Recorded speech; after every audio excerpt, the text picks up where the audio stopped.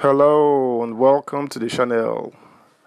Permutations and analyses have trailed the 2023 presidential election, which saw Bola Ahmed Tinubu of the All Progressives Congress APC emerged winner. Both Atiku and Obi of the PDP and LP respectively have taken up legal action against INEC, the electoral body responsible for the election. Tinubu received 8 million plus votes. Atiku in second place polled 6 million plus, and Obi, who came third, also amassed 6 million plus votes. Nigeria's election traditionally had always been a two-horse race, and with the 6 geopolitical zones in the country, the two main candidates usually share the votes in these zones. They each both have their strongholds, which they hope will push them to victory. Obi's emergence as a credible third force this time around meant that for the first time, 3 candidates would be fighting for the 6 zones. And so, of the 2 main strong contenders, one was meant to suffer. That is, their traditional strongholds would no longer be theirs because of the new entrants. So it proved to be on the long run. The South-South and the Southeast have been PDP strongholds since the inception of democracy.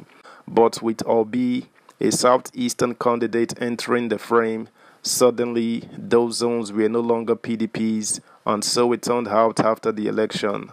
Obi swept those zones convincingly, thereby robbing Atiku of a certain victory.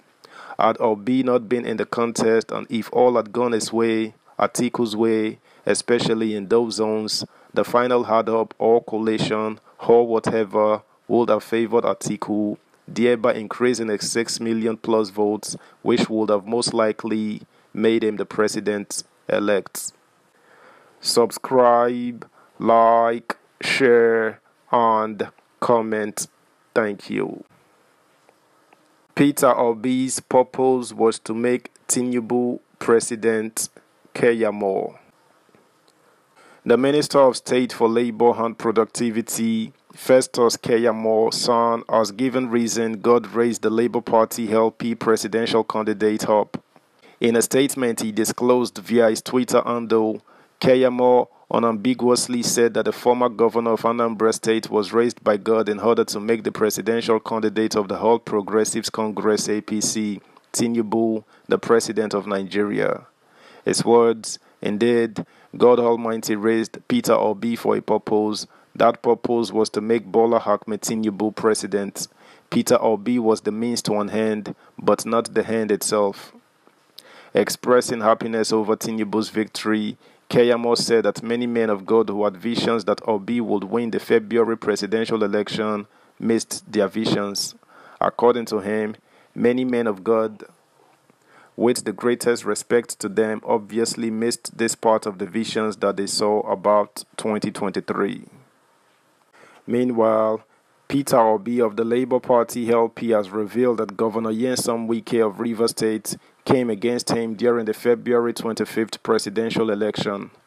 Obi also criticized those who claimed the votes he got in Lagos were mainly from the Igbos. The former Anambra State governor gave the statement on Monday while he featured on the Arise Television's morning show program. He said people of different ethnic extractions across the country voted for him during the February 25th presidential election. Some people said he got votes in Lagos because of Igbos. How many Igbos live in Lagos? I got more votes from indigenous people in Lagos than those you can call visitors.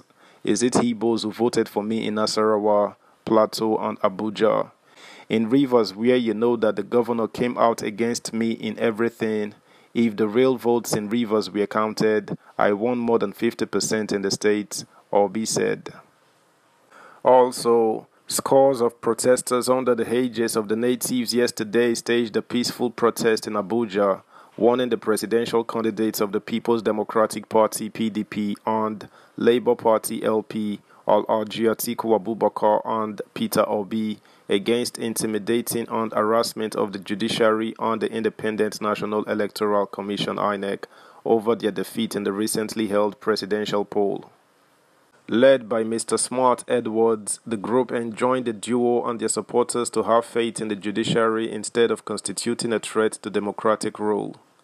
The group, alongside the supporters of the All Progressives Congress APC and Tinubu, will no longer take lightly the intimidation by the supporters of Peter Obi, obedient and supporters of the Atiku Abubakar articulators. The rally, which had representatives of the National Association of the Nigerian Students, NANS, and other various youth groups in attendance, temporarily paralyzed the movement of vehicles at the Federal Secretariat to the Presidential Villa on Monday. Edward, in his address, noted, "We also have a message for the PDP candidate, Alhaji Atiku Abubakar. Your Excellency, it is your time to test the court and not to intimidate the court.